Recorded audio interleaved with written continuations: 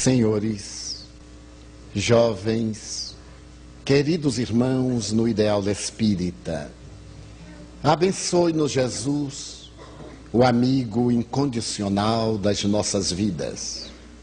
Na vida de todos nós, a cada momento, sucedem acontecimentos que mudam completamente a trajetória que traçamos. Delineamos um programa, estabelecemos algumas das nossas metas e quando tudo parece realizável, eis que, de improviso, um acontecimento não aguardado altera in totum a nossa programação. Aliás, a moderna psicologia, fazendo uma análise do indivíduo integral, recorre a uma formulação bastante audaciosa. Os psicólogos antigos, dizem os modernos, preocupavam-se muito com aquilo que nós fizemos da nossa vida. As problemáticas infantis, perinatais, infanto-juvenis, os conflitos da família. E durante muito tempo, a psicoterapia rodava em torno desses traumas, desses conflitos profundos. Ora, estabelecem-se como fundamentais novas proposituras em torno do vir a ser da criatura humana. Não é muito importante aquilo que fomos, aquilo que fizemos, mas quais são as nossas possibilidades de triunfo? Qual o campo que devemos joelhar para atingirmos a nossa meta?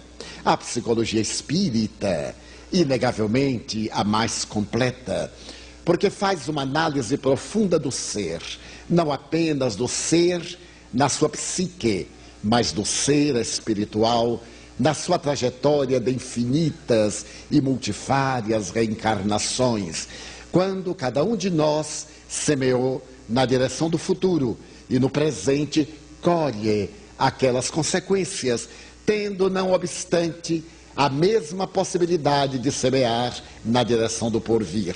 A psicologia espírita estabelece, fundamentada essencialmente na palavra de Jesus, que a solução de todos os problemas está no amor.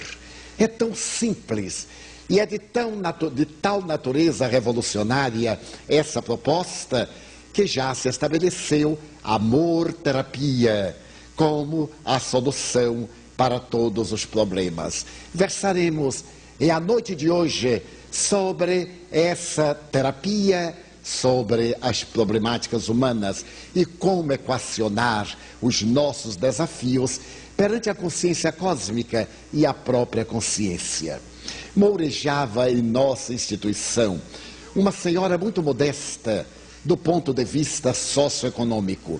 No entanto, portadora de peregrinas virtudes, conseguira cativar-nos, a todos nós, de maneira profunda e inequívoca. Ela era o exemplo do poder da vontade diante das vicissitudes humanas. Vendedora de acarajé, um alimento típico da Bahia e de origem africana, ela se havia tornado célebre na sua atividade modesta no ganha-pão diário. Mais tarde, adicionou a essa tarefa a profissão de lavadeira e se tornou uma excelente lavadeira, especialmente de roupas masculinas de linho branco, que à época eram o rigor da moda. Afeiçoamo-nos profundamente a essa dama, que nos constituía um verdadeiro exemplo de dignidade e de valor moral. Oportunamente, em determinada madrugada, alguém bateu à porta de nossa casa e veio pedir-nos para visitar a dama que estava desencarnando. Ela morava num bairro periférico de Salvador, numa das áreas mais pobres, na região pantanosa, sobre a qual estão erguidas as palafitas. São construções muito frágeis no lamaçal da cidade, onde o mar não tem oportunidade de modificar a estrutura do pântano.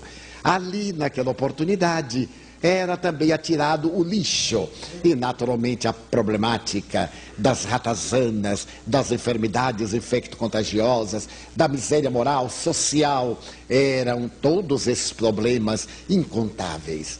Conhecendo-lhe o endereço, de imediato rumamos para chegar à sua casa antes que a alvorada do novo dia recebesse-a com o esplendor que ela merecia. Encontramo-la entanguida, com a presença das garras da morte cravadas na sua face, em estado de agonia. Ela pediu-me para que ele sentasse ao lado, e com a mão álgida e suarenta, ela pegou a minha mão e com uma voz muito ofegante, ela disse: não posso morrer. Não posso morrer porque tenho um segredo. E gostaria de contar esse segredo ao meu irmão. Embora nós, os espíritas, não tenhamos o hábito da confissão auricular, nós seguimos a proposta de Jesus de confessarmos-nos uns aos outros. E eu gostaria de, neste momento de despedida, abrir a minha alma ao irmão que Deus colocou no meu caminho.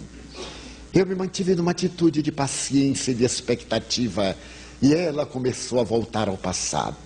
As reminiscências agora brilhavam através da pouca adrenalina que lhe corria pelo sangue e brilhava nos olhos pré-mortais.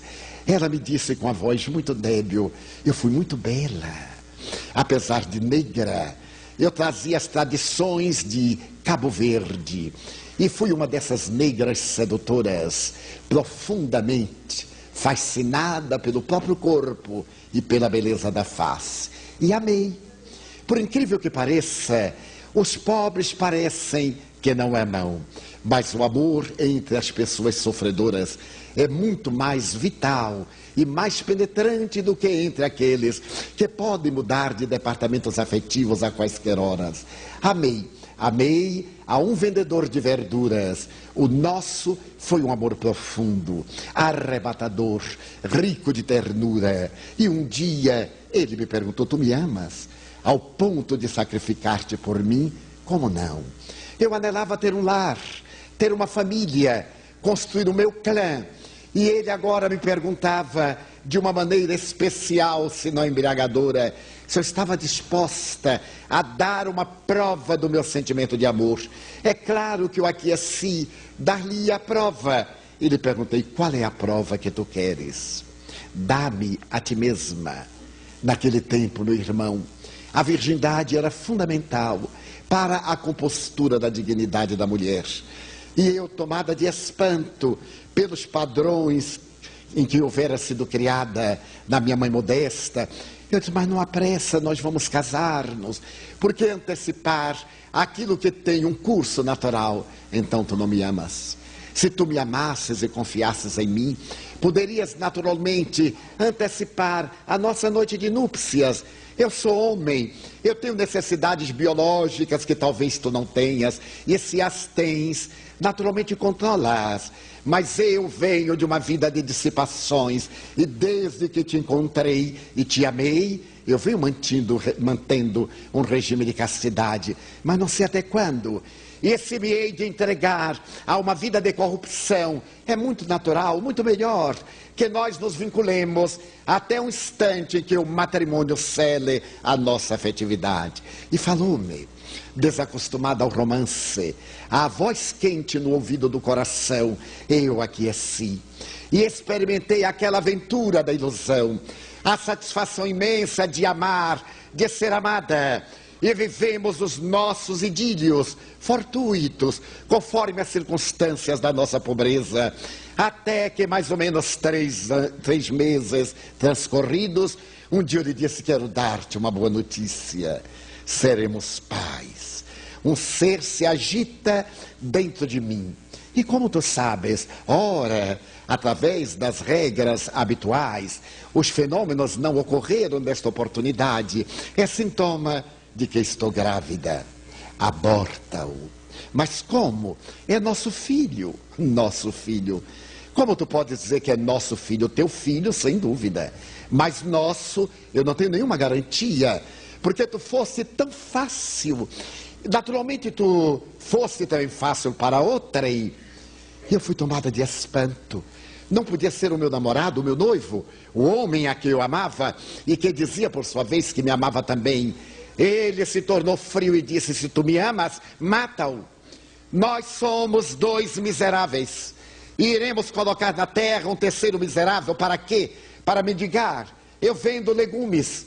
E tu que fazes? Lavas roupa. E o nosso filho que será? Um marginal. Alguém que não terá chance. Eu sei uma mulher que pode interromper a vida deste infame, sem maior compromisso, e continuaremos a nossa vida. Eu olhei para ele tomada de espanto. Deveria estar delirando, não era possível. Eu disse, o nosso amor. Amor? Ora, o nosso amor durou até o momento da emoção. Passou, acabou. Tu crês que eu me vou amarrar a uma mulher pelo resto da minha vida? Especialmente se é uma mulher fácil, como tu foste para mim? De maneira nenhuma. Eu olhei para ele e ele disse, elege ou ao teu filho ou a mim. E eu sorri, não lhe disse nada. Elegi o meu filho. Mas a dor que me foi colocada no coração com um punhal nunca mais desapareceria. Consegui romper esse vínculo, apesar de nunca esquecer a ternura. O ventre dilatou-se-me. Experimentei as agruras de uma maternidade não programada, de ser examinada pela minha mãe como se eu for uma leviana qualquer, que me expulsou de casa. Mas eu me disse a mim mesma, meu filho viverá. Eu não irei destruir-lhe a vida. E trabalhei até chegar à exaustão, até quase o momento do parto, quando meu filho nasceu, auxiliada que eu estive por uma paradeira do nosso bairro. Lindo meu filho, os olhos do seu pai, negro como nós dois, a asa de uma graúna da floresta amazônica, mas aquela brejeirice que nós os negros temos. E eu lhe disse, meu filho, eu darei a minha pela sua vida, e de você eu farei um rei solar, custe-me o que custar. E fui trabalhar. Fui vender acarajé à porta do elevador Lacerda. E à medida que ele foi crescendo, matriculei em uma escola, pagava uma breve e pequena mensalidade. Um dia a professora me chamou e disse, senhora, seu filho é de uma inteligência incomum. Eu sugiro que coloque na escola convencional. Àquela época, a escola primária. Eu trabalhei mais, comprei o uniforme do meu filho, os livros, coloquei-o a estudar. Ele fez até a 5ª série. E quando terminou, eu lhe disse, agora meu filho, vamos enfrentar a vida. Você já está um rapazinho de 11 anos, vamos trabalhar. Mamãe, eu nasci para ser médico. Eu desejo salvar vidas. Se você me ajudar hoje, eu lhe retribuirei amanhã. Mas eu nasci para estudar medicina, mamãe. Não me corte a carreira. Eu olhei para o rebento da minha ternura e lhe disse que assim seja. Continuei a trabalhar. Ele fez o curso científico. Mais tarde, ele fez o vestibular, que é um desafio para alguns milhares de candidatos e apenas 200 vagas na Universidade Federal da Bahia. E meu filho passou. O senhor não pode imaginar, irmão Divaldo, o que é isso? Eu estava no tanque de roupa quando ele chegou cinzento, porque os negros não ficam pálidos, ficam cinzentos. Ele chegou cinzento e disse, mamãe, eu passei. Passou para onde? Passei na escola. Não, meu filho, não é possível. Larguei tudo e corri à faculdade. Quando eu cheguei, estavam as relações, mas eu não sei ler. Aproximei-me de alguém que me encaminhou à secretária. Eu pedi desculpas, mas eu não queria envergonhar meu filho. Eu estava tão mal vestida, porque eu trabalhava para vesti-lo bem. E se eu dissesse que era meu filho, talvez ele tivesse vergonha de mim. Então eu disse à secretária, eu tenho aqui um afilhado de batismo, e a mãezinha dele, que está muito doente, mandou saber se ele passou no vestibular.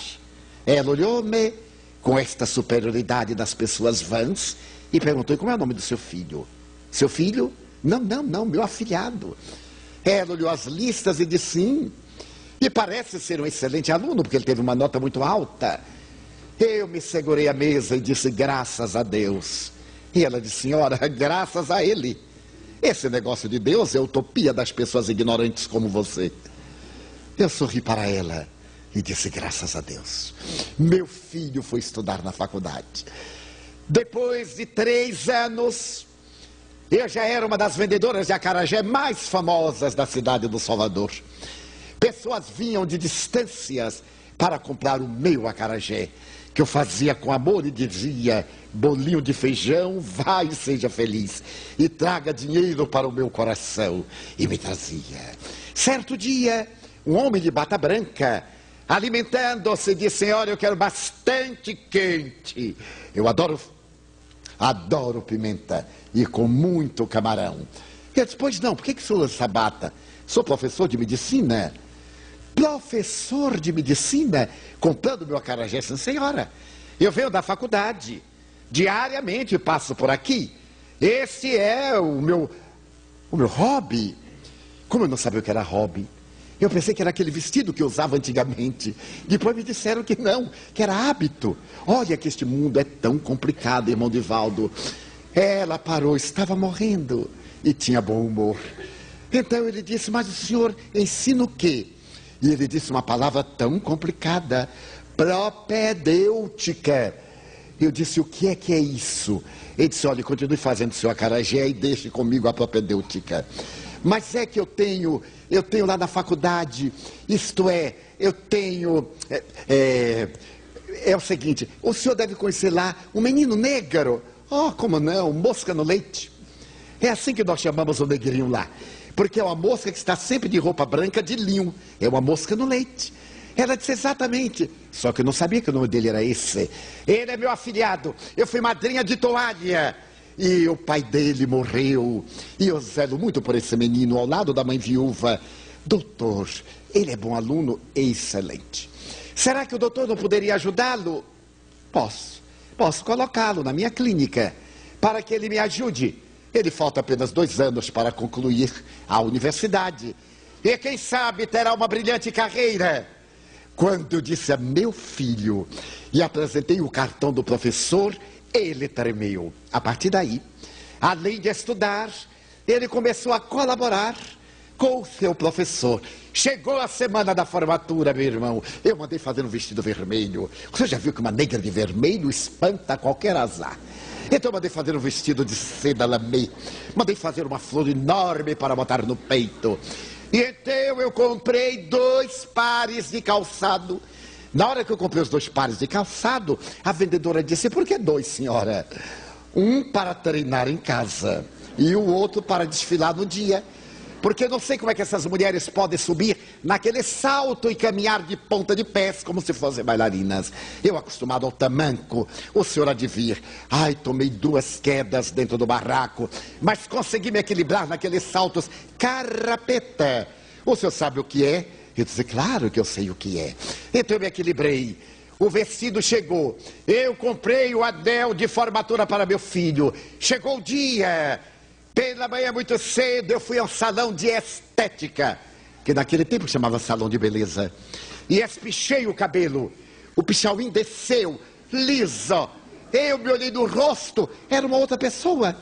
Antes eu tinha um cabelo, agora eu tinha outro. Então eu olhei, continuava bonita.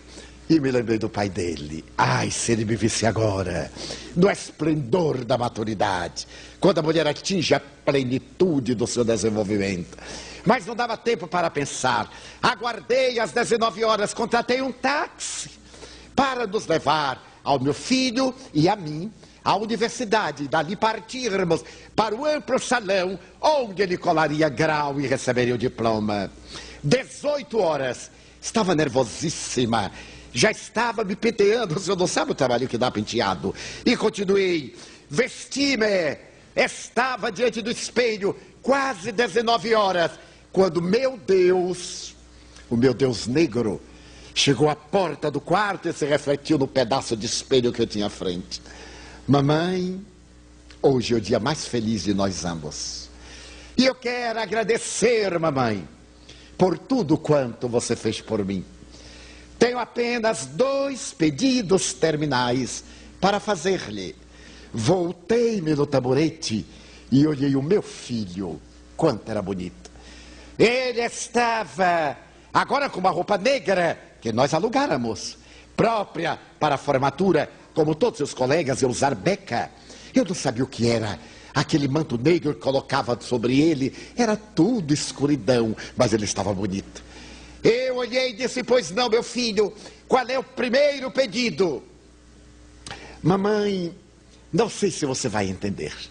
Eu quero pedir uma coisa. Você me ama. Nem vou perguntar se é verdade. Eu sei que você me ama. O meu pedido é um pedido muito grave. Sabe o que é, mamãe? Eu gostaria de pedir a você que hoje... Eu gostaria tanto que você não fosse a minha formatura. E por quê, meu filho? Mamãe, eu ainda não lhe disse, mas ali na casa do meu professor, eu me tornei um membro da família. E eu não quis lhe dizer antes para não antecipar notícias. Hoje eu vou ficar noivo da filha do meu professor. E claro, quando eu me lembrei que é uma família tão distinta, o que é que vale dizer tão rica? Eu disse que era órfão. E se você for, mamãe, não é que eu tenha vergonha de você, não pense isto. Mas é que eu deverei desfilar com ela. Ela vai ser a minha madrinha. E naturalmente fica uma situação canhestra. Eu entro com você com esse vestido vermelho horroroso. Todo mundo vai olhar. Eu não me sentirei confortável. Enquanto que a minha noiva estará a caráter. Eu só espero que você... Você entende, né, mamãe? Entendo, meu filho. Aliás, eu não estava pensando em ir. Eu só estava pensando que você queria que eu fosse. Eu estava pedindo a Deus que acontecesse qualquer coisa para que eu não fosse. Você já imaginou eu andar naquele salão e tropeçar e cair? De maneira nenhuma, meu filho. Fique tranquilo. É isso que você tem a me pedir? Mamãe, você não se importa? Bem, eu gostaria de vê-lo nesse momento. Mas importar propriamente, eu não me importo muito. E qual é o segundo pedido? Mamãe, eu não voltarei mais a este barraco. Lentamente eu fui levando as coisas melhores para a casa do meu futuro sogro. E o que tem aí a senhora dá para os pobres. Eu não vou usar mais. Eu olhei para ele e disse: de onde veio tanta soberba? De onde veio tanta pequenez? Como ele pode ser tão desventurado? O filho que eu nutri com o leite do sacrifício e as lágrimas da abnegação. Pois não, meu filho. Então você não voltará mais aqui. Não, mamãe. A senhora sabe, eu serei um médico dentro de 2 horas. Voltar aqui, dormir desse barraco quando o palacete me aguarda. Você compreende, né, mamãe? Você compreende. O meu pedido é o seguinte: depois que eu me formar, eu irei tomar conta da clínica do meu sogro, o doutor fulano de tal. E queria lhe pedir, mamãe, quando você adoecer e necessitar de um médico, não é necessário que você vá lá, mamãe. Eu vou lhe deixar aqui o número do telefone e você me chama, eu virei cá. Mas para você não se sentir mal, porque é uma clínica muito elegante, então eu não gostaria que alguém olhasse para você de revés. Está bem, mamãe? Ah, meu filho, não se preocupe. Você sabe que pobre só tem 2 doenças: gripe e diarreia. Já estou acostumada. E quando eu tiver qualquer uma delas, eu vou aqui no centro de saúde como sempre fui. Mamãe, se você precisar de alguma coisa, eu vou lhe deixar um talão de cheque. Não, meu filho, eu não sei assinar. Para que esse talão? Eu não sei nem o que é cheque. Vá em paz, meu filho. Não está triste, mamãe? Não. Hoje, como você disse, é o dia mais feliz das nossas vidas. O táxi buzinou. Ele agitou-se. Meu filho, um momentinho. Eu esqueci de dar-lhe o anel para a colação de grau. Vá em paz. Ele deu as costas, irmão Divaldo. E se foi. Eu dobrei-me sobre a mesa onde estava o espelho quebrado e me lembrei do seu pai. Deus me havia chamado pela 2ª vez ao testemunho do amor. Claro que eu perdoei meu filho. Mas aquela dor que estava cravada no âmago da minha alma, parece que se renovou toda. E foi nesse momento que chegou uma vizinha e me disse: Dona fulana, Eu sei que a senhora deve estar muito triste, porque a senhora não pôde ir à formatura de seu filho, não é verdade? Mas tem uma sessão espírita ali no bairro, vamos lá ver que negócio é este de Jesus? Eu então fui. E lá eu encontrei o senhor, muito jovem, falando de que quem ganha, perde. E aquele que perde, ganha. Feliz é quem dá, porque aquele que dá, naturalmente, é que possui. E aquele que recebe, torna-se um devedor. As lágrimas me corriam agora, mas eram de alegria.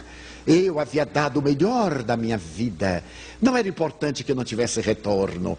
Passei a frequentar. Meu filho nunca mais retornou. Mas não é importante. As amigas me dizem, já viu o retrato de seu filho no jornal?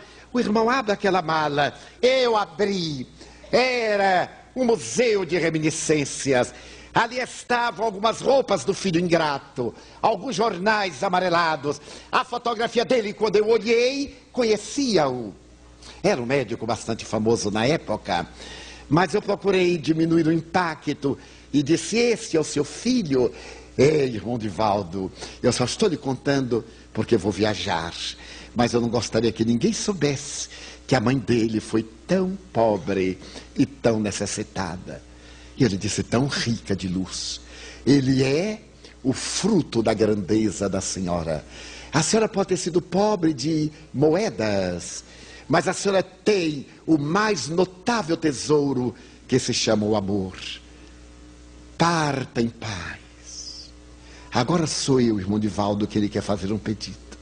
Eu sei que quando a notícia correr que meu filho vai saber que eu morri, ele vai procurar notícias de mim.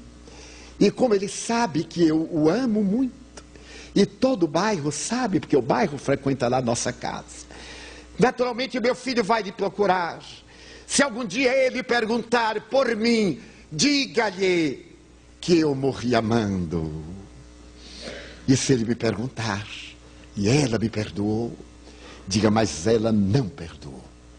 Porque quem ama, não perdoa, ama sempre, porque não guarda mágoa.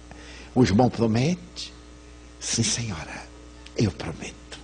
Abri o evangelho, ao acaso, fiz uma leitura, e ela desprendeu-se como um raio de luz que estivesse emboscado numa carcaça grosseira.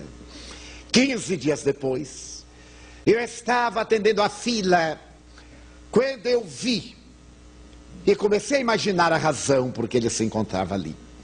No momento em que se acercou de mim, ele me perguntou, eu soube que o senhor sepultou uma mulher muito pobre, uma miserável, que morava no bairro do Uruguai. É verdade? Eu disse, não, eu nunca sepultei ninguém miserável.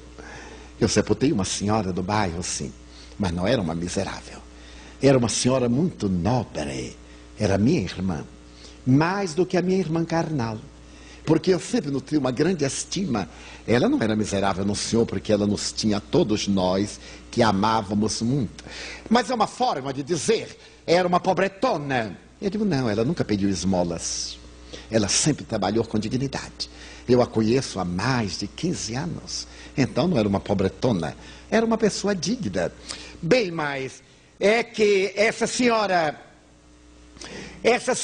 o senhor entende, não é? Não, senhor, não entendo. Gostaria que o senhor me dissesse. Porque os pusilânimes são assim, que são covardes. Eu digo, não, senhor, não entendo. Não, essa senhora, como o senhor vê também, eu sou negro. Eu digo, não, eu nunca noto a cor da pessoa, mas sim a do caráter. A de fora, para mim, não tem o menor sentido. Porque também eu tenho marcas do sangue negro.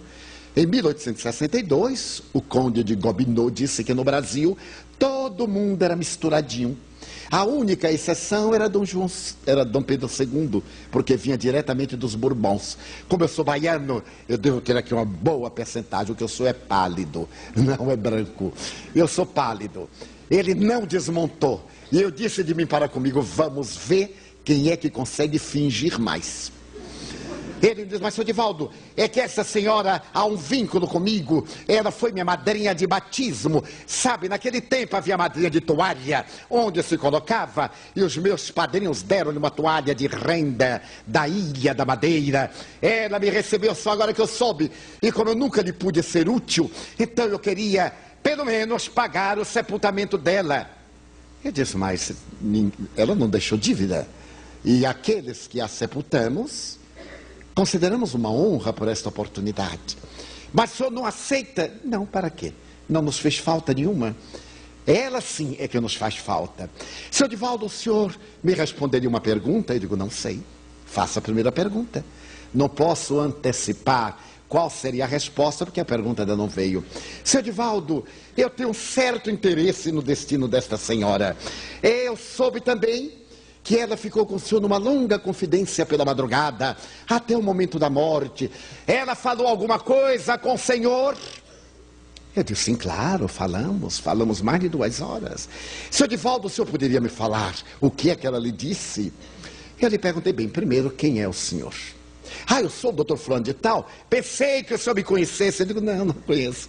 Eu só conheço as pessoas que frequentam aqui, as pessoas importantes de jornal, eu conheço de fotografia, mas não conheço. Então, doutor, o senhor deseja de mim que o senhor me conte o que ela lhe falou? Eu digo, não acredito. Não acredito que esse pedido seja de um médico. Porque o senhor, como médico, tem sua ética. Aqueles que vão ao seu consultório narram, e o senhor é um confidente. Eu tenho a minha ética, eu sou médium. E aquilo que me dizem também eu mantenho a confidência. Eu não tenho direito de ficar dizendo quaisquer coisas que me narraram a estranhos. Frisei a palavra. Ele me disse, se eu não for estranho? Eu digo, depende do grau de parentesco. Porque há irmãos e filhos que são piores do que estranhos. E há estranhos que são melhores do que parentes. Seu Divaldo, então o senhor não me vai dizer? Eu digo, não vejo por quê. Bom, então, muito obrigado e até logo. Eu disse, até logo. E disse comigo, ele volta. Porque consciência de culpa tira a paz do indivíduo. É só ter paciência.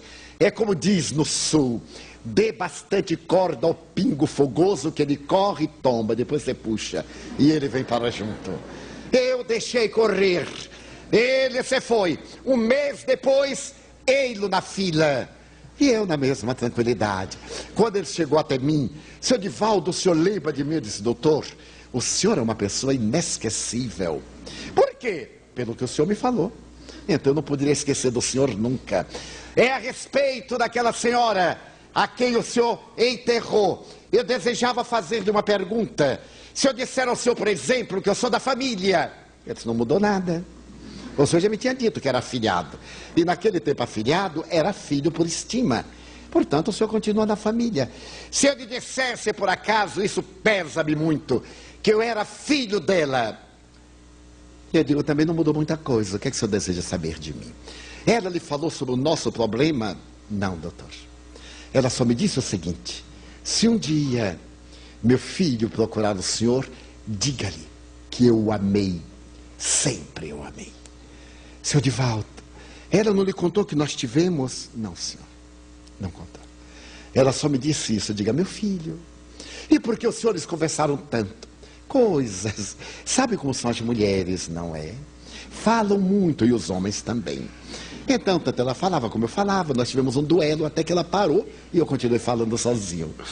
Ele disse, mas senhor Divaldo, o senhor me garante que ela não lhe disse a razão porque eu nunca mais tive a oportunidade de visitá-la? Eu digo, não, senhor, ela não me disse.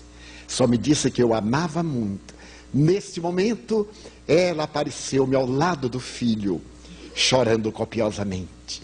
Abraçou e disse, meu tesouro, seu Divaldo, este é o meu tesouro. Eu disse, tenho a certeza, doutor, que no mundo espiritual das luzes, ela continua amando. Gostaria de congratular-me com o senhor pela mãe biológica que o senhor teve, seus exemplos. Então agora eu entendo porque o senhor é tão famoso, pela mãe grandiosa que o senhor teve. E talvez não tenha sabido aproveitar. Que o senhor consiga resgatar com os seus filhos, para que não lhe aconteça nada igual. Ele se foi. Naquela mesma semana, Eu caminhava pela Rua Chile, em Salvador, que à época era a Rua do Dolce Far Niente, a rua mais elegante da cidade. E ia caminhando, quando de repente alguém pareceu sentir-se mal, ia tombar. Eu corri, segurei. Era um cavalheiro, ele teve uma lipotímia. Ele começou a tremer, ficou pálido, suarento. Eu segurei-o e as pessoas olharam e passaram de longe. Eu gritei por um táxi. Nunca tinha tomado táxi. Foi o primeiro táxi da minha vida. Gritei pelo táxi e para um táxi eu pedi ao chofer: ajude-me, esse homem está passando mal. Carregamos, colocamos no táxi e eu disse ao chofer: rapidamente para o primeiro hospital, mas com cuidado. E ele fez blague baiana: como é que eu posso ir rapidamente com cuidado? Eu digo: vá rapidamente e com cuidado, ou então vá com cuidado e rapidamente muda a sua posição. Ele saiu disparada e paramos no hospital X. Eu saltei correndo e me aproximei do balcão onde estava uma atendente limando as unhas. Ela ganhava para outra coisa, mas estava ali consertando as unhas. Ela me olhou superior e eu disse: minha filha, eu estou com uma pessoa morrendo ali no táxi. Parente do senhor? Eu disse: não, é uma pessoa que caiu na rua e eu trouxe. Tem carteira do INPS? Eu digo: eu não pude olhar, que eu não sou ladrão. Não deu tempo de olhar. Então você se meteu numa boa enrascada, hein? E quem é que vai pagar a conta? Eu disse: claro que ele ou alguém da família. E o senhor conhece a família? Eu digo: ele está morrendo. E se ele morrer, eu vou para o jornal dizer que você o matou, porque eu trouxe com vida. Eu não sou médico, mas eu vim controlando o pulso dele. Está muito baixo, estamos perdendo tempo. Ah, mas aqui não pode entrar. Tem que ter a documentação, tem que ter a guia. E ela complicou. Mas como eu sou muito calmo, eu digo assim: minha filha, qual é a pessoa, por acaso aqui, que seja mais importante do que você, se é que tem? Porque você me parece tão importante. Será que tem alguém um pouquinho acima? Ela diz: eu sou atendente. Eu digo: então seu chefe. Você tem que ter um chefe. Ia entrando um senhor de 70 e poucos anos. Ela disse: aquele ali é o diretor do hospital. Eu corri e disse: excelentíssimo senhor, doutor diretor, para poder agradar. Eu estou aqui com uma pessoa que está morrendo no táxi, e ali a funcionária mandou eu falar com você. E parente do senhor? Eu digo: não é meu parente, não sei se tem NPS, eu não tenho dinheiro para pagar, porque também eu sou pobre, mas o homem está morrendo. Ele disse: calma. Ele disse: aquela já me pôs em confissão e eu não tenho nada. Então eu já digo logo para facilitar, porque o homem está morrendo. Mas aquele era um homem diferente. Ele desceu correndo comigo e então deu um sinal. O poder é uma coisa curiosa. Quando ele gritou: é emergência! O hospital que estava morto, saiu gente de todo lado e corria, enfermeiro e maca. Ela guardou a lixa imediatamente e correu. Eu também corri, todo mundo estava correndo, eu corri também, porque tinha que correr. E daí a pouco veio a maca e carregou ele e me disse: sente aí. Eu sentei e ele foi. E o Pai nosso que santificado venha a nós, meu Jesus, tenha misericórdia deste homem que será. Ai, tem que pagar o táxi. Quando cheguei lá, o dinheiro não dava. Eu disse para o chofer: olha aqui, meu filho, caridade, eu dou uma parte, você dá outra. Ele olhou para mim e disse assim: olha, o senhor é tão gozado que eu vou fazer a caridade, tchau. E foi embora. Eu digo: vá da paz de Deus. E aí fiquei imaginando a distância que eu iria percorrer a pé, porque me esqueci de tirar a passagem de ônibus. Não deu tempo com aquela confusão. Mas eu me sentei. Sentei-me, fiquei aguardando. Quando daí a meia hora o médico veio e me disse: seu cliente foi salvo por alguns minutos. Felizmente não houve danos cerebrais. Conseguimos reverter a lipotímia. Ele está passando bem e voltou à lucidez. Deu o nome da família. Daqui a pouco o serviço social estará encarregando de atender. Eu virei para a atendente, porque a gente não é vingativo, né? Eu disse: viu, minha filha, ele vai pagar. Pode ficar tranquila. E então, ele me disse: mas o senhor o encontrou na rua? Eu disse: tem esses acontecimentos fortuitos. Eu ia andando, vi que aquele homem cambaleou. Eu me aproximei para segurar, notei que ele estava muito frio. Ele desmaiou nos meus braços. Então não tinha outra alternativa, eu trouxe para o primeiro hospital. Ele disse: sua voz me é conhecida. Esse tom de voz eu conheço. De onde será? Eu digo: ah, meu Deus, já vai complicar tudo de novo. Eu digo: é uma voz como a de muita gente. Vai ver até que não é tão conhecida assim. O senhor não é por acaso o Divaldo Franco? Eu digo: sou, sim, senhor. Ah, eu ouço seus programas de rádio. Entre aqui. Eu digo: pronto, ainda vou ter o ponto cortado. Aí entrei na sala dele. Mas quando eu entrei, havia uma pintura logo à entrada de uma dama que parecia uma deusa grega. Os cabelos louros, trançados com rosas, caíam até o ombro, e ela flutuava no ar, os olhos azuis transparentes. Eu detive-me e disse: Deus meu, parece uma sílfide recém-saída do mar, ou parece uma deusa grega. Ele se aproximou, pôs a mão no meu ombro e me disse: mamãe. Mamãe era uma imigrante alemã. Logo depois da Primeira Guerra Mundial, ela e papai vieram para o Brasil e experimentaram aquelas vicissitudes que o senhor pode imaginar de duas pessoas que vêm para um país desconhecido, não conhecem os hábitos, não falam o idioma. E mamãe foi ser lavadeira. Era uma profissão muito comum na cidade de Salvador. No Grande Dique, elas lavavam para famílias distintas. Nos sábados entregavam uma pilha de roupa lavada e passada. E mamãe trabalhou muito, seu Divaldo. Papai morreu, eu fiquei na infância. E eu era muito vivaz. Um dia, conversando com mamãe em alemão, ela tinha muita dificuldade de falar português, eu disse: mamãe, eu queria ser médico. Ela me olhou e disse: se eu viver, você será médico, meu filho. E começou a trabalhar, dia e noite. Eu cresci, adentrei-me pelos vários cursos, alcancei a universidade. Mamãe começou a falar português. E ela se tornou espírita. Ela frequentava aqui a União Espírita Baiana, que a consolava, que lhe diminuía a saudade de papai, da pátria, da família. A sua única razão de ser era eu, era o motivo da sua vida. Na semana da minha formatura, mamãe estava eufórica. É claro que ela estava muito pálida, desgastada, prematuramente envelhecida. Mas eu lhe disse: mamãe, no sábado, quando o meu nome for pronunciado, e eu me dirigir à mesa central e disser juro, e de estender o dedo para colar grau, você é que está colando grau. Ela sorria e cantava uma bela balada germana e me falava de ternura.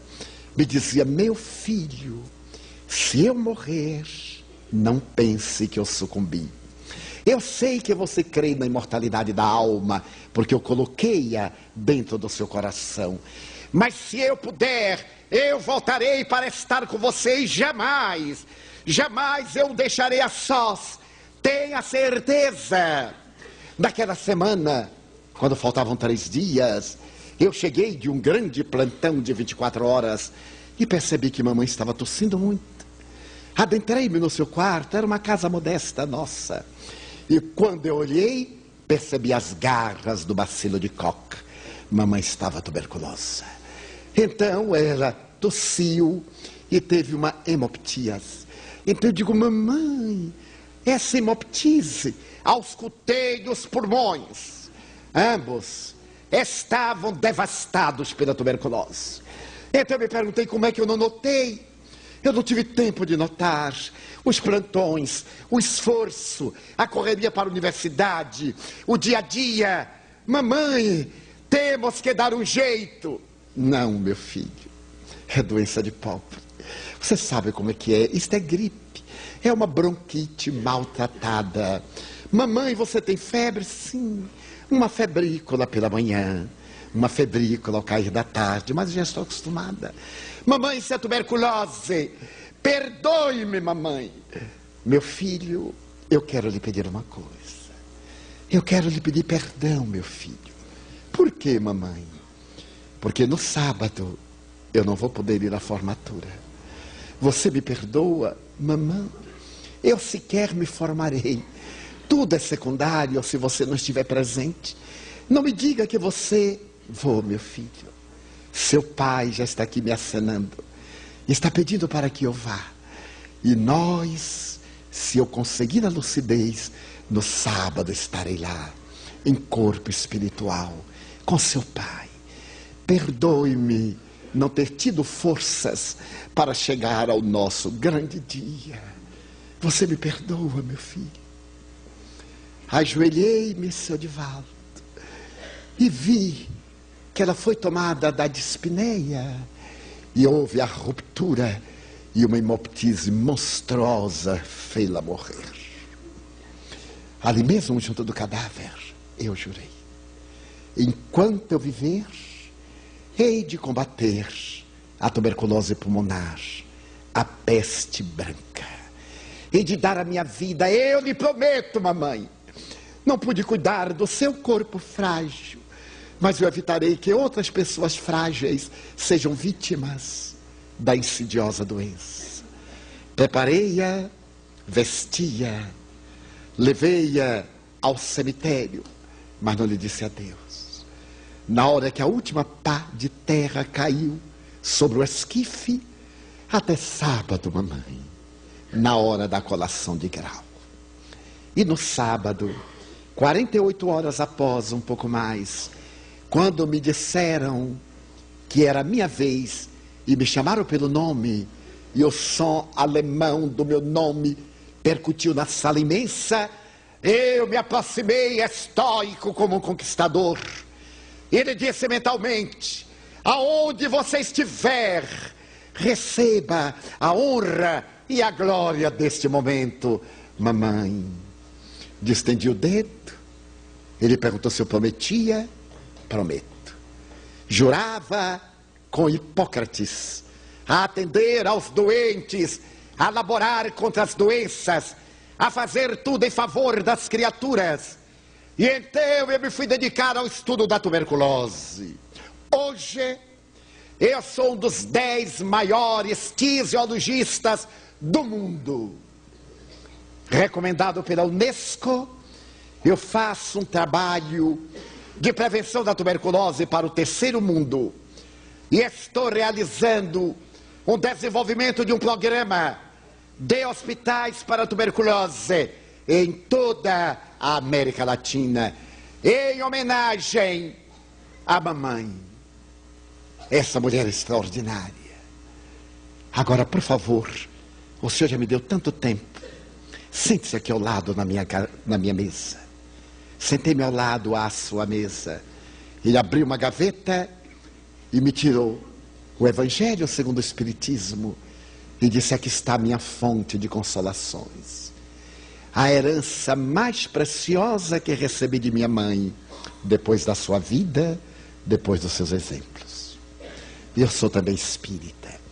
Este é um hospital de tisiologia. Nós cobramos, é claro, de quem pode pagar, para podermos atender aqueles que não têm como remunerar aos especialistas, porque é um tratamento muito caro. O senhor desculpe a funcionária, desculpe-nos a nós, mas tudo isso em homenagem àquela mulher. Eu saí dali inebriado, com a imagem daquela deusa grega na tela da minha memória e com a imagem da deusa de ébano, como se as duas estivessem de mãos dadas, singrando os rios do infinito na direção da imortalidade. 2 mães, 2 filhos, 4 vidas, nossas vidas. Quem é de nós que na longa experiência ou na breve não viveu um tipo de emoção equivalente, correspondente ou com características próximas ou mesmo variadas? Porque a nossa existência corporal é uma luta. Estamos na Terra para desenvolver valores. A Terra não é um inferno nem um vale de lágrimas, tampouco é um oásis ou uma ilha de deleite. É um mundo de provas e de expiações, como denominar os espíritos. Estamos aqui como alunos rebeldes numa escola, repetindo experiências, adquirindo valores para crescer, para progredir. É essa mensagem que o Espiritismo vem dar-nos. Essa doutrina que Allan Kardec brindou ao mundo a partir de 18 de abril de 1857, quando publicou em Paris o Livro dos Espíritos, na livraria Danty, em Palais Royal, na Galeria d'Orléans.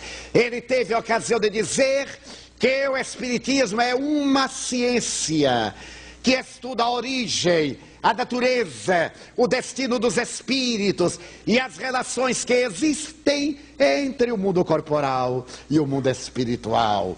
É uma ciência de laboratório, mas não é uma ciência acadêmica convencional. Porque a ciência convencional estuda os fatos materiais. Se eu tomo determinada quantidade de hidrogênio e outra de oxigênio, eu sempre produzo água. Se eu realizar qualquer experiência de laboratório numa sala química, eu reproduzo o mesmo fenômeno na fisiologia, na anatomia comparada.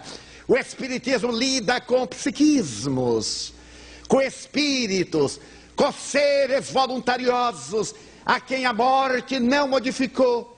Cada um desencarna com o patrimônio que acumulou antes da viagem para a imortalidade. E naturalmente cada qual apresenta as características que lhe exornam a personalidade. É uma ciência, comentou Allan Kardec, de observação. Observa os fatos, cataloga, enumera, comprova em laboratório e marcha ao lado da ciência convencional. Aceita tudo que a ciência comprova, mas não se detém onde a ciência para. Vai além, porque o Espiritismo estuda as causas, enquanto a ciência estuda os efeitos. Essa ciência monumental veio no momento em que o materialismo apresentava-se sob 3 aspectos: o materialismo dialético, o materialismo mecanicista, o materialismo histórico, derivados dos pensadores do século XVII, da ciência e tecnologia e da grande proposta da dialética apresentada por Karl Marx ao meio-dia do dia 31 de março de 1847, em Londres, no mesmo dia em que, na cidade de Hydesville, 3 meninas e seus pais foram objetos de uma revolução do mundo. Naquele recuado dia 31 de março de 1848, retificando, elas foram instrumento das comunicações espirituais para provar que ninguém morre. Os fenômenos viajaram, tomaram conta da Europa, e Allan Kardec trouxe-os em uma linguagem de ciência experimental, de pesquisa, conseguindo demonstrar que eles resistem a qualquer critério de análise em laboratório de pesquisa. Mas não é apenas uma ciência. Ao constatar-se que a morte não mata a vida, comprovou-se a causalidade do universo. E o Espiritismo tem uma filosofia de comportamento que se baseia na reencarnação. Nós somos o que fizemos, nós seremos o que fizermos. Somos construtores do nosso destino. Felicidade e desdita dependem exclusivamente de nós.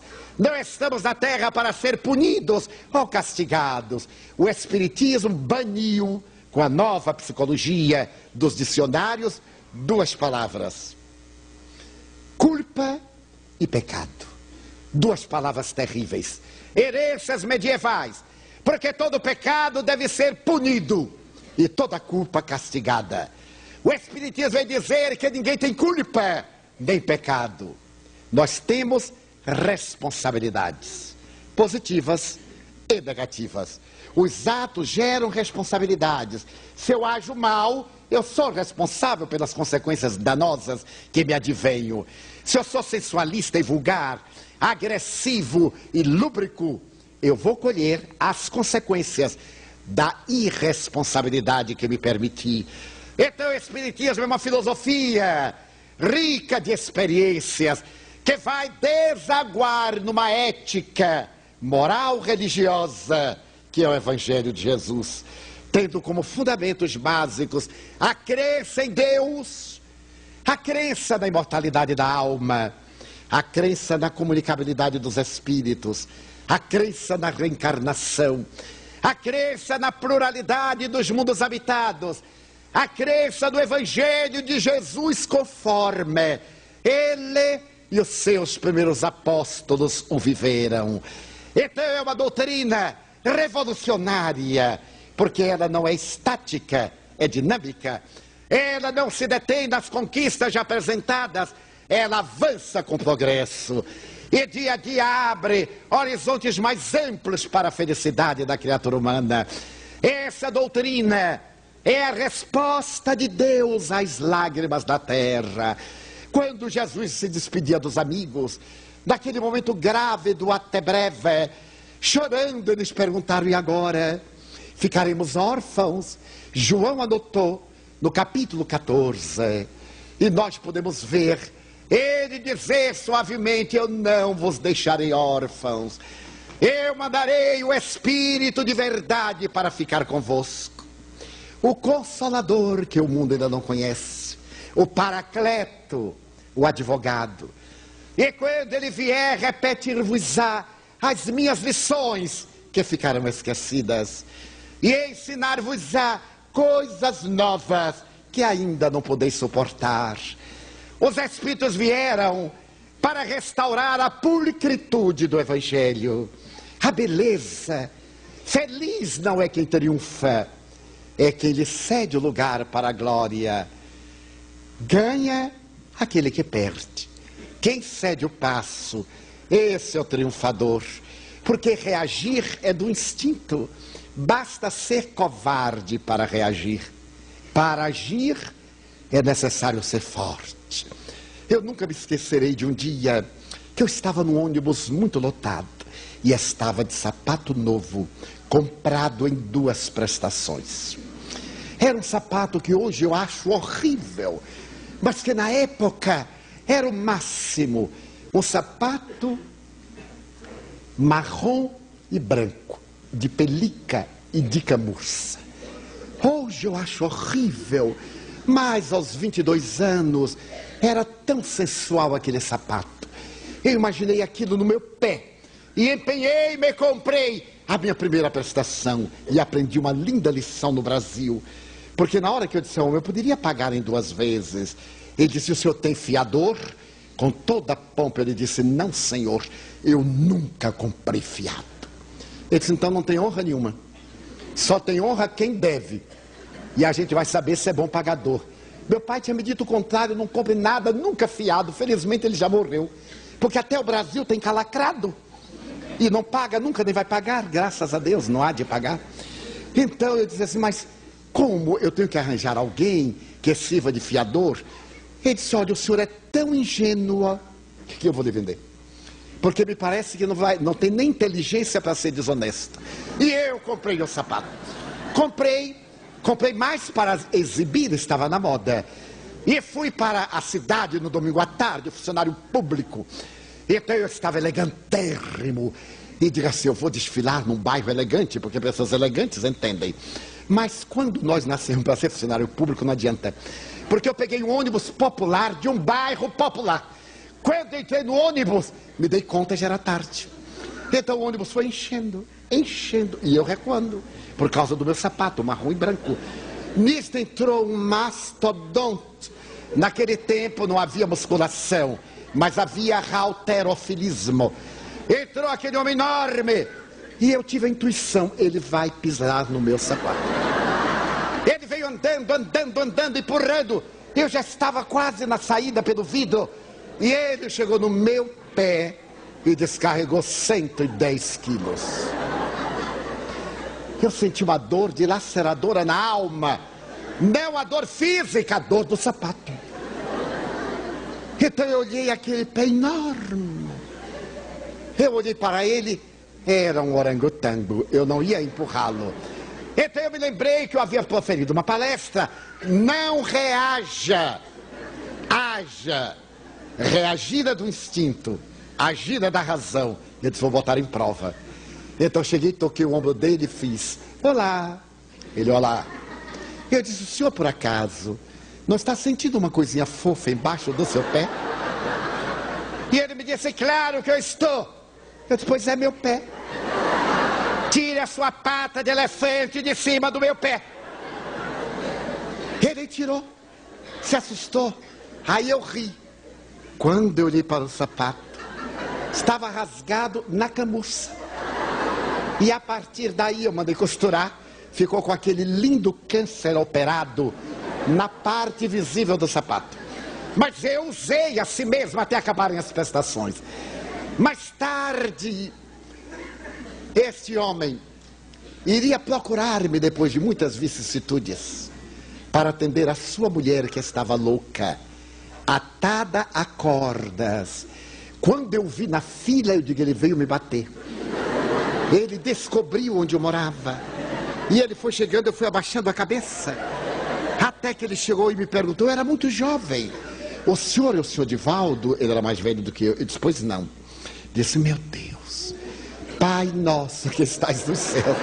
Eu não era culpado, mas eu era responsável.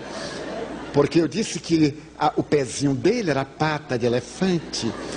Então eu disse, Divaldo, eu venho aqui lhe pedir uma caridade. Graças a Deus. Levantei a vista e ele chorando me contou seu drama. A esposa estava louca. Ele trabalhava nas docas. Colocava a esposa dentro de um quarto amarrada. Os 3 filhinhos no outro quarto ia trabalhar. Havia tentado a medicina, havia tentado o candomblé, havia tentado tudo e nada dava certo. Alguém falou que ele viesse ter conosco e ele veio. Será que o senhor pode ir lá em casa? Eu digo, claro, desde que o senhor espere eu acabar, vou terminar pela madrugada, é a hora que eu posso. Ele ficou e fomos, o meu primo e eu, éramos muito jovens. Quando nós chegamos lá, ela estava atada, nua. Eu lhe pedi um cobertor, envolvia e disse para ele, desamarre-a. Seu Divaldo, são necessários vários homens para segurá-la. Eu digo, somos 3, então desamarre-a. Mas ela vai arrebentar tudo. Eu digo, não vai, pode ficar tranquilo. Ele desatou-a. Eu conversei com o espírito que a perturbava. Chamei-o de meu irmão. Por que você faz isto?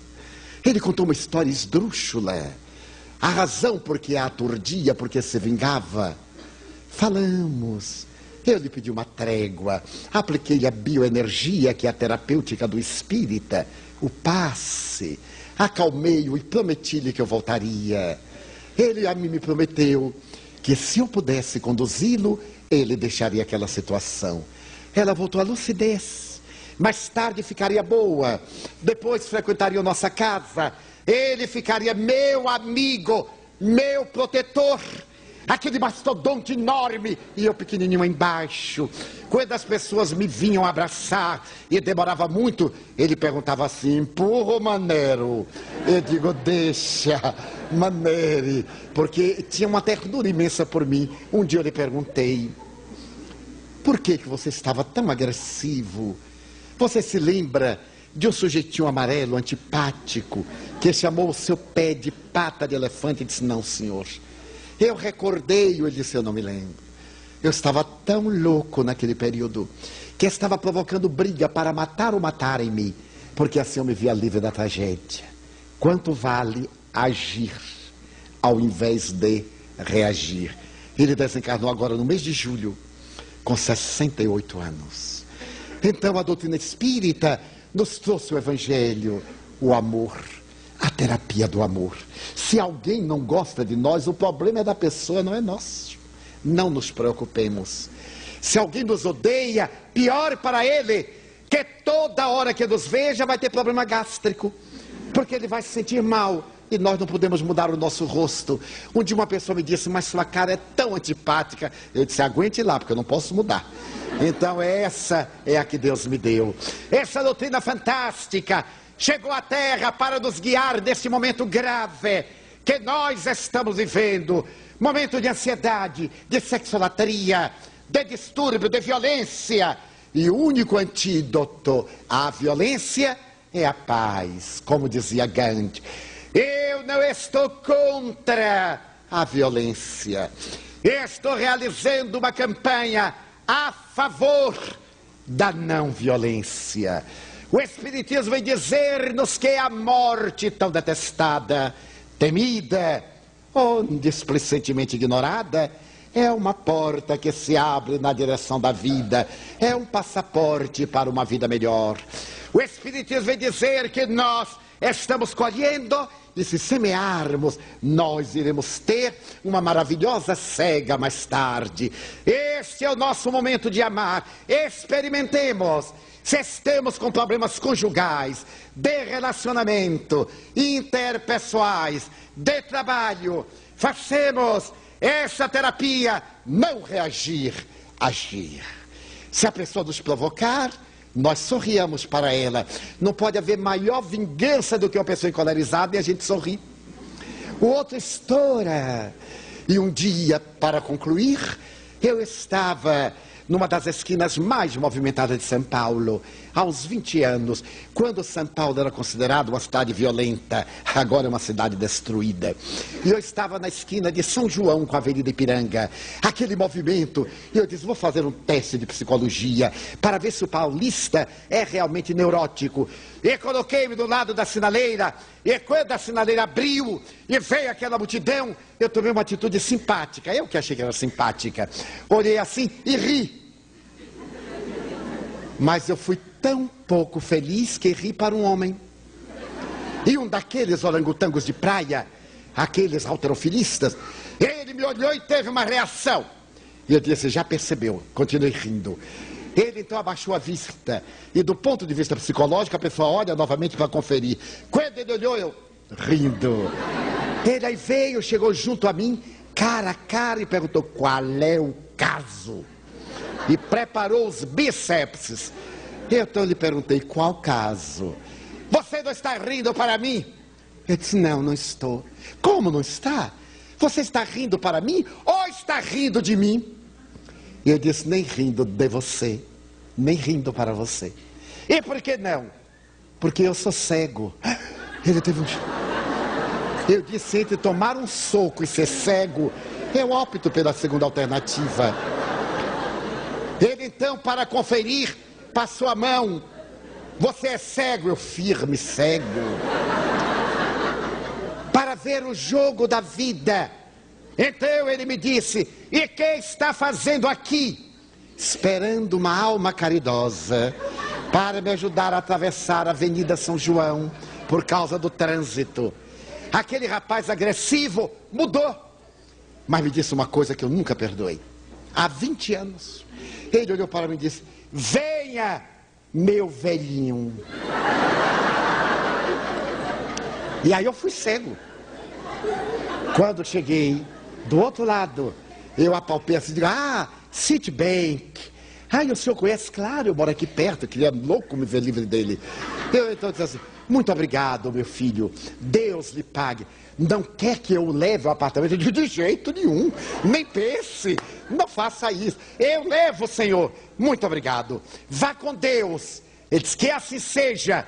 E saiu, com toda a minha cegueira eu o acompanhei. E eu digo, ele deve ser espírita, porque se ele fosse católico ele diria amém. Se ele fosse testemunho de Jeová ele diria aleluia. Mas ele disse que assim seja, era espírita. Depois que ele se foi, eu voltei ao posto e pesquei 32 pessoas, 28 me agrediram. Para ver o nosso estado neurótico, eu apenas olhava e ria. Uma senhora que vinha de um supermercado, que é uma coisa terrível, com 2 sacolas, suarenta, ela chegou junto a mim, parou, e eu rindo. E ela disse, nunca me viu, não, miserável. Eu disse, não, senhora, é a primeira vez, e vou lhe dizer, uma senhora muito simpática. O senhor acha? Eu digo, vá na paz, vá, já complicou. O nosso estado de ânimo, nós podemos reverter, através do amor. Um mandamento eu vos dou, que vos ameis uns aos outros. Na vida de todos nós, momentos decisivos, formulamos uma programação e um acontecimento imprevisto muda-nos a rota. Não nos desequilibremos, amemos, não cuidemos do nosso passado, assinalado por vicissitudes e dramas. Pensemos no vir a ser, no nosso futuro, rico de promessas. E se for possível, desculpemos o mal, como dizem os toltecas. Desculpemos todo o mal, para pensarmos somente no bem. Então, uma aura de alegria vida tomará conta de nós. Deixaremos de lado a queixa, a perturbação, a mágoa, a blasfêmia. E diremos: meu Deus, a maioria daqueles que te procuram é sempre para pedir, para reclamar, para exigir. Eu não. Eu quero dizer-te que amo a vida, que para mim é bela e é consentida. Quero dizer-te do meu amor. Muito obrigado pelo que me deste, pelo que me dás, amado Senhor. Muito obrigado pelos olhos meus que fitam o céu, a terra e o mar, que acompanham a ave ligeira que corre fagueira pelo céu de anil e se detém na terra verde salpicada em flores de tonalidades mil. Muito obrigado, porque eu posso ver o amor, mas diante da minha visão eu detecto os cegos que tropeçam na escuridão, que se debatem na escuridão, que andam na solidão. Por eles eu oro e a ti eu imploro compaixão, porque eu sei que depois desta lida na outra vida, eles também enxergarão. Muito obrigado pelos ouvidos meus, que me foram dados por Deus, ouvidos que ouvem o tamborilar da chuva no telheiro, a melodia do vento nos ramos do olmeiro, as lágrimas que vertem os olhos do mundo inteiro. Ouvidos que ouvem a música do povo que desce do morro na praça cantar, a melodia dos imortais. A gente ouve uma vez e não esquece nunca mais. A voz melodiosa, canora, melancólica do boiadeiro, e a dor que geme e que chora no coração do mundo inteiro. Pela minha faculdade de ouvir, pelos surdos eu te quero pedir, porque eu sei que depois desta dor, no teu reino de amor, volverão ouvir. Muito obrigado pela minha voz, mas também pela sua voz, pela voz que ama, que declama, que canta, que ensina, que alfabetiza, que ilumina, que legisla, que trauteia uma canção. Pela voz que o teu nome profere com sentida emoção. Diante da minha melodia, eu quero rogar pelos que sofrem de afasia. Não cantam de noite, não falam de dia. Oro por eles, porque eu sei que depois desta prova, na vida nova, eles cantarão. Obrigado pelas minhas mãos, mãos que aram, mãos que semeiam, mãos que agasalham, mãos de ternura, mãos que libertam da amargura, mãos dos adeuses, que limpam feridas, que enxugam lágrimas, dores das vidas, pelas mãos que apertam mãos, mãos de poesias, mãos de sinfonias, mãos de cirurgias, pelas mãos que atendem a velhice e a dor, o desamor, pelas mãos que no seio embalam o corpo de um filho alheio sem receio, e pelos pés que me levam a andar sem reclamar. Muito obrigado, Senhor, porque eu posso caminhar. Diante do meu corpo perfeito, eu te quero louvar, porque eu vejo na terra paralisados, aleijados, mutilados, devastados, que não podem andar. Eu oro por eles, porque eu sei que na outra reencarnação, depois desta expiação, eles também bailarão. Obrigado por fim pelo meu lar. É teu maravilhoso ter um lar. Não é importante se esse lar é uma mansão, ou se é uma tapera, se é um ninho, um grabato de dor, uma favela, um bangalô, seja lá o que for, mas que dentro dele exista a figura do amor. O amor de mãe ou de pai, de mulher ou de marido, de filho ou de irmão, a presença de um amigo, alguém que nos dê a mão. Porque é muito triste viver na solidão, pelo menos a companhia de um cão. Mas se eu a ninguém tiver para me acompanhar, nem um teto para me agasalhar, ou uma cama para repousar, nem aí blasfemarei, nem me desesperarei. Pelo contrário, te direi: obrigado, Senhor, porque eu nasci. Muito obrigado, porque creio em ti. Pelo teu amor, obrigado, Senhor, pela sua atenção. Muito obrigado, senhores.